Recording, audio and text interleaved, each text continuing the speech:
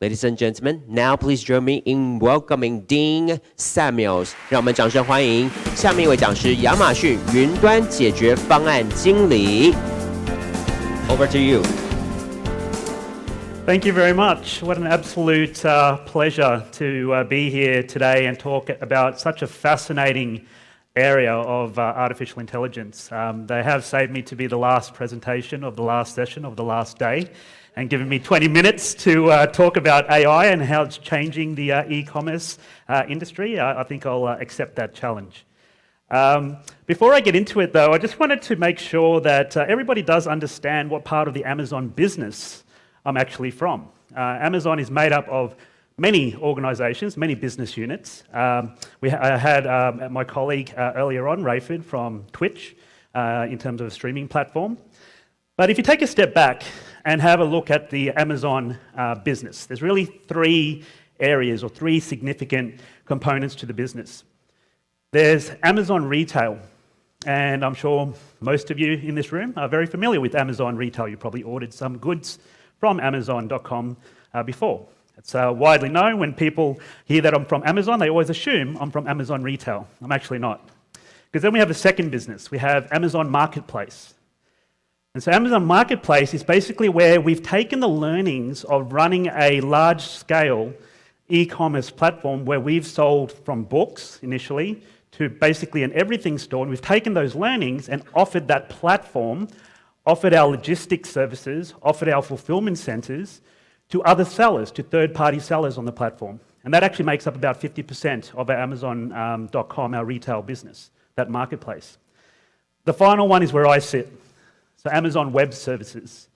So Amazon Web Services is actually taking the learnings from running an e-commerce platform and applying it to IT services. So rather than procuring goods, like on a retail site, you're procuring IT services delivered via cloud platform. And so essentially allowing customers, and our customers are very different to our Amazon retail business, our customers are typically business users. So they can consume those IT services without that significant investment when they want to experiment. The reason I wanted to clarify that is because experimentation is very important if you are going to be successful in a business. Okay, so let's have a level playing field, or establish a level playing field. What is artificial intelligence? I'm sure when you think about it, you probably close your eyes. I'm a movie buff, so I'm going to refer to some movies. When you think about artificial intelligence, you probably think of Number 5 in Short Circuit. Number 5 is alive.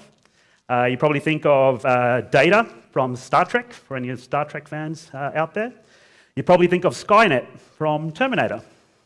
Now, if you're probably under 30 in this room, you probably don't know what I'm talking about. So let me bring it to maybe some more modern movies. iRobot, Sonny from iRobot.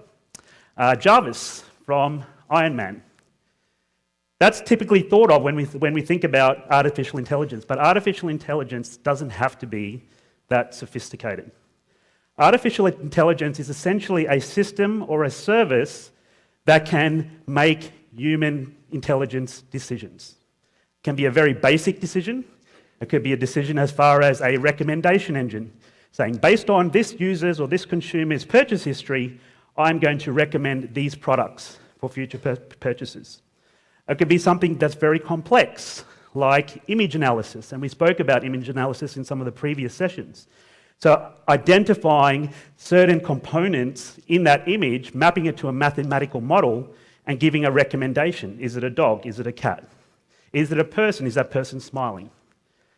And so when we talk about artificial intelligence, it's really broken up into two categories. The weak AI, and that's where we sit today. Weak AI is essentially where your artificial intelligence services are really good at doing one particular task and doing it very well. So if you take, for example, our Amazon recognition service, which is a service that does the image analysis, it will tell you about objects in the image. It will do comparisons. It can identify a celebrity in the image. It can do things like identify certain landscapes. Is it an ocean view? Is it a mountain view? Very efficient, very well in that type of environment. Ask it to create an image, it won't be able to do that. And so that's what we mean when we talk about weak AI. When we talk about strong AI, it's when we start talking about those Sunny from iRobot, Jarvis from Iron Man. It's basically when you have these artificial intelligence platforms that have consciousness. They have sentience. They can basically make those decisions. They can be very creative. We're not quite there yet. And I wanted to bring that up because it's very important to understand that when you talk about artificial intelligence, you are talking about specifically tasks that are done very well to make those predictions. And so when we talk about artificial intelligence, specifically weak AI, we do talk about machine learning. Okay, so machine learning has been a service or a platform that's been around for quite some time. We've used it in security environments to provide recommendations about how to lock down or how to restrict access to our e-commerce platforms based on past behavior. Not to be confused with big data. So big data, typically, the analytics it provides typically is providing information using historical data for past events. When we talk about machine learning and deep learning, it's really those future predictions, making those decisions. And so we moved into the area of deep learning recently because of the innovation around hardware, okay, CPUs, memory. This has become very easily accessible. It's been democratized. And so we have a lot of organizations that are looking at deep learning. When you talk about things that require multiple layers, that has to be analyzed and decisions need to be made non-linearly, meaning not sequentially, that's typically what we talk about when we refer to deep learning. So when we have machine learning and deep learning, right now, today, there's really three macro layers that they operate on, and that's what we see on the AWS platform when customers are leveraging artificial intelligence services. You typically have that bottom layer, and that's really targeted to those machine learning practitioners. These are the folks that really understand how to develop the machine learning models, how to refine those models, how to do inference, and then how to apply those results to a production application. There's not many people like that today. If I had children, I would definitely be recommending that they get into machine learning practitioner type roles, because in 10 years' time, that's definitely going to be an area that's going to be calling for lots of skills. Then you have the middle layer. The middle layer is really where we're starting to provide machine learning and deep learning to organizations that don't have those data scientists. They don't have those machine learning practitioners, but they still want to take advantage of artificial intelligence. And so we have customers that are running well-defined frameworks, machine learning frameworks, so things like things like TensorFlow and other things, that actually allows them to run and not have to worry about the modeling or refining the modeling. The modeling's already been defined. And so we actually have an Amazon machine learning service that is designed for a specific, unique set of use cases. And then finally, we have the top layer. And so the top layer defines a out-of-the-box turnkey solution. And so with Amazon, we have things like Amazon Recognition, so the image analysis. And so we have a lot of use cases of customers using that image analysis. So imagine being able to upload a whole bunch of images to the recognition platform or the recognition service, and it will automatically index all the objects and all the components it actually sees in that image. There's no manual entry required anymore. We have things like Amazon Poly. And so we've spoken a lot today about things like natural learning processing. Okay, the ability to convert text to speech and speech to text is technology that's been around for a long time, but has been very unreliable. And my colleague Tim actually referred to that in his presentation, where only about 10 years ago, very unreliable technology. Number one, understanding different accents, understanding different languages, and then even understanding the context. And context is very important, as Mona had mentioned. And so today what we have is the Amazon Poly service that can understand all that. It has deep learning algorithms that customers don't have to worry about, that can really understand the context of the conversation. And so Amazon, as in Amazon Retail and Amazon Web Services, have been in the artificial intelligence and machine learning, specifically game, for quite some time, 1995. So when we launched the Amazon website, we were just a bookseller, online bookseller. But when we launched, we actually provided a recommendation engine. And at that time, it was actually a combination of a search engine and then also human beings that would actually be doing reviews of new books provided by new authors that would come, that would be released. And based on that information, would then recommend to our users who had purchased books that, hey, they might be interested in this particular new book. So we've been doing it for a while, and obviously it's evolved though. So now when you log on to the Amazon.com platform and you start purchasing things, you'll see those recommendations appear, and those recommendations are actually based on a whole bunch of different information, and I'll get into that in a moment. So, we understand what artificial intelligence is, we understand what machine learning and deep learning is. How does it apply to e-commerce? Okay, so when we talk about AI in e-commerce, we're generally talking about revolutionizing or optimizing the customer experience. Very different to using AI in areas of medical research, which have different objectives, in financial services industry, which have different objectives. Specifically in e-commerce, it's really all about that customer experience. So I'd like to play a quick video of how we've taken our learnings of running an online e-commerce platform and applied a lot of those principles to a concept store we have right now called Amazon Go.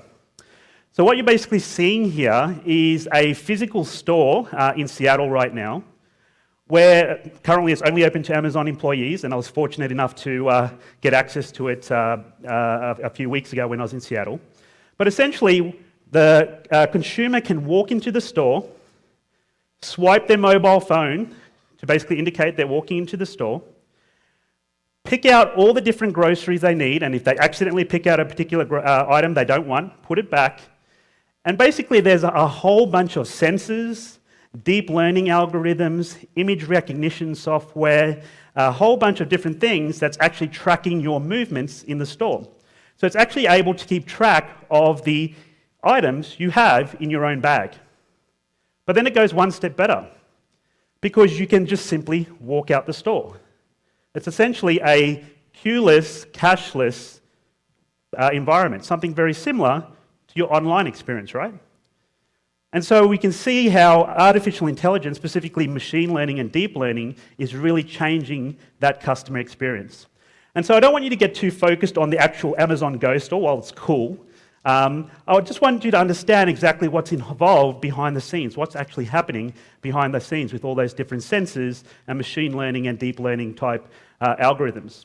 And we're going to use that and apply it to e-commerce. So the value chain in e-commerce, we'll have a look at specific components of where we've applied that type of technology to optimize and change the customer experience. Okay, whether it's going to be looking at adding new features to your existing offering in your e-commerce platform, maybe optimizing and automating. We'll have a look at how we're automating our environments to provide a better service to our customers. And then also those breakthrough advances, something like the Amazon Go store. Okay, so let's talk about customer engagement. So this is the idea of where you want to attract customers to your platform. You want to provide a very different, very efficient, very unique customer experience. Okay, how are we doing it at Amazon, and how are we allowing other customers who want to run e-commerce platforms do it as well? Let's play this video for you.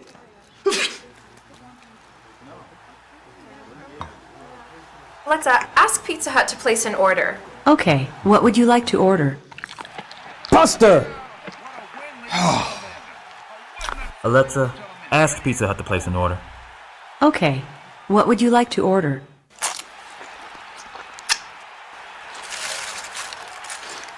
Alexa, reorder Doritos from Primera. Okay, look for delivery soon. So you can see it's really changing the way that customers are interacting with an e-commerce platform. So whilst it's very efficient to log onto your laptop, open your browser, check out the catalog, order, add everything to your shopping cart, and then check out, we can be more efficient. Okay, it's very easy to jump on your mobile phone, do one-click ordering, order the item. Great, that's an option. but there's a better way or a more efficient way we can allow our customers to engage with the platform. And so the Amazon Echo is basically a physical device that is running our Alexa voice services software. And what it allows customers to do is basically programmatically allow through voice different types of intents or different types of interactions. And so not only is it just a shopping experience, does anyone have an Amazon Echo, by the way? Raise of hands. No one? Okay, we'll have to bring one next year for a giveaway. One person. So I have one at home, Amazon Echo. I can't remember the last time I turned on a light physically in my house. I can't remember the last time I turned on my air conditioning. Can't remember the last time I actually manually had to play Spotify and other streaming music services. Because the Amazon Echo, through voice interaction, allows you to do those fairly simple tasks. As long as you can access something programmatically, like ordering a pizza, like ordering an Uber, like ordering something from Amazon, you can actually program it into the Alexa skills service. And so we actually provide this service to our customers who want to build their own ecosystem as well. So we're not locked into the Amazon Echo device. Anything with a microphone, anything with a speaker can actually be programmed with this type of software.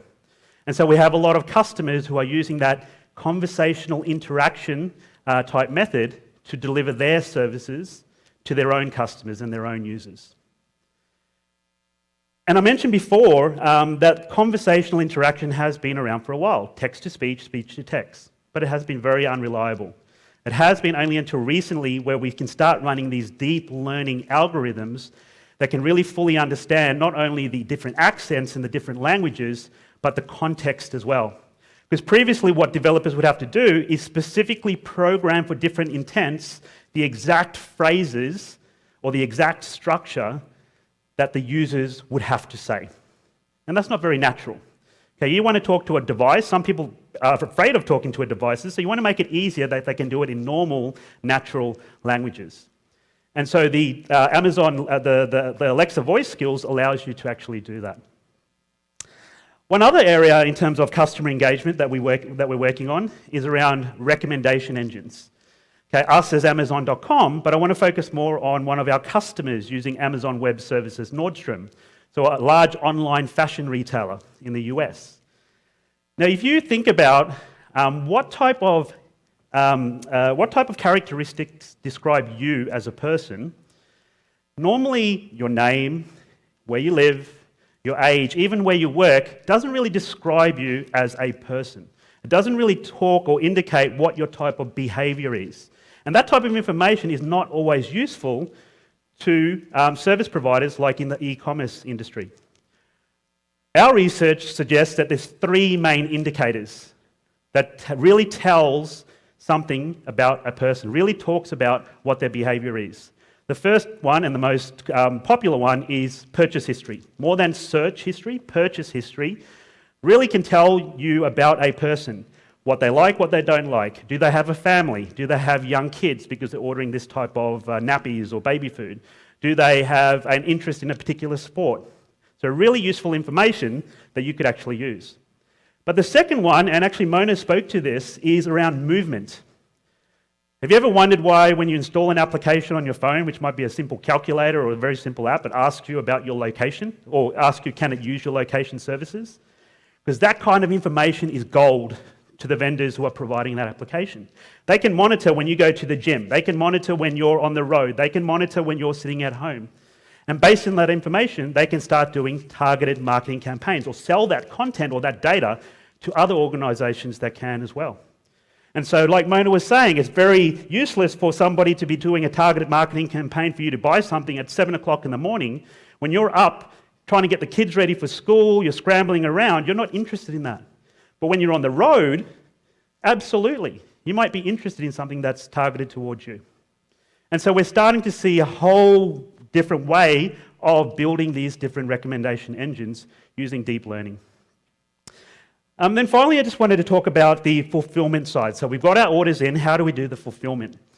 The first one is that we have a customer called fraud.net. They're actually a crowdsourcing fraud prevention system. And what that means is they actually aggregate a lot of fraudulent data from a lot of e-commerce platforms, e-commerce providers, and actually can analyze and identify fraudulent activities in real time. So they're actually ingesting hundreds and hundreds and hundreds of different logs every single second. They're analyzing that log information, and based on that data, using deep learning, they're able to really identify those fraudulent activities. So when people are trying to check out on the platform, they're actually, and it's a fraudulent activity, that can be detected early in the environment. And then finally, how to send the orders out. So somebody at Amazon came up with this big idea to offer 2-day guaranteed service. And somebody else at Amazon came up with this idea to offer 1-hour guaranteed service delivery. We can't achieve that without automation. The fulfillment centers that have all of this inventory are huge. They're footballs and football-sized fulfillment centers. Having a human being running around trying to get all of these ordered items is not efficient. So by leveraging this robotic system called the Kiva system, it's now called Amazon Robotics, using machine learning and deep learning algorithms to determine the optimal path for these robots to traverse in the fulfillment center, to then bring the rack back to the packers to then pack it out, has actually allowed us to reduce the actual time to fetch packages from 1 hour to 15 minutes. And so that's why we can start offering those types of guarantees around delivery. And then moving into drones. So we're trialing out using drones to actually deliver certain items to our users. Right now in the UK, we're facing some regulation issues in the US, but we've actually done some live drone delivery as well. And so whilst we're not at that stage with Jarvis or Sunny or Skynet with our artificial intelligence, I believe we might get there soon, because we saw that rapid innovation in technology. We do have many customers that are actually leveraging AI today, also specifically in the retail industry, to change that customer experience. Thank you very much for your time. Thank you so much to Dean Samuels from the Amazon Web Service.